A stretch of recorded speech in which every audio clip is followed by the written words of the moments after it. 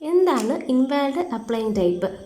നമ്മുടെ clinical എസ്റ്റാബ്ലിഷ്മെൻറ്റ്സിൽ permanent അല്ലെങ്കിൽ provisional registration വേണ്ടി അപ്ലൈ ചെയ്യുമ്പോൾ ചില ടൈമിൽ ഇൻവാലിഡ് അപ്ലൈയിങ് ടൈപ്പ് എന്നൊരു സംഭവം കാണിക്കും.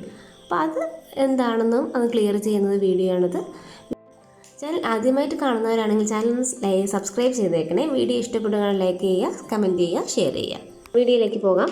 ക്ലിനിക്കൽ എസ്റ്റാബ്ലിഷ്മെൻറ്റ് രജിസ്ട്രേഷന് വേണ്ടി അപ്ലൈ ചെയ്യുമ്പോഴത്തേക്കും സർട്ടിഫിക്കറ്റ്സ് PDF ഫോർമാറ്റിലും ഫോട്ടോ JPG ഫോർമാറ്റിലുമാണ് വേണ്ടത്. PDF ഫോർമാറ്റിലുള്ളയും ഈ JPG ഫോർമാറ്റിലുള്ളയും ഫയലുകളുടെ സൈസ് 500 KB അകത്തുള്ള ഫയൽസാണ് അപ്ലോഡ് ചെയ്യേണ്ടത്. സർട്ടിഫിക്കറ്റ്സ് PDF ഫോർമാറ്റും ഫോട്ടോ JPG ഫോർമാറ്റുമാണ് കൊടുക്കേണ്ടത്. പിന്നെ ഒരു കാര്യം ശ്രദ്ധിക്കേണ്ടത്, ഫയൽ അപ്ലോഡ് ചെയ്യുമ്പോൾ ആ ഫയലിൻ്റെ പേര് സിംഗിൾ ലൈൻ കൊടുത്ത് സേവ് ചെയ്യാനായിട്ട് ശ്രമിക്കുക. ഫയലിന് ഇടയിൽ സ്പേസ് ഉണ്ടെങ്കിൽ ഇത് അപ്ലോഡ് ആവത്തില്ല. അപ്പോൾ ഇങ്ങനെ കൊടുക്കുമ്പോഴാണ് ഈ ഇൻവാലിഡ് അപ്ലൈയിങ് ടൈപ്പിൽ നിന്ന് വരുന്നത്. അപ്പോൾ ഇതൊരു കാര്യം ക്ലിയർ ചെയ്താൽ മാത്രം മതി.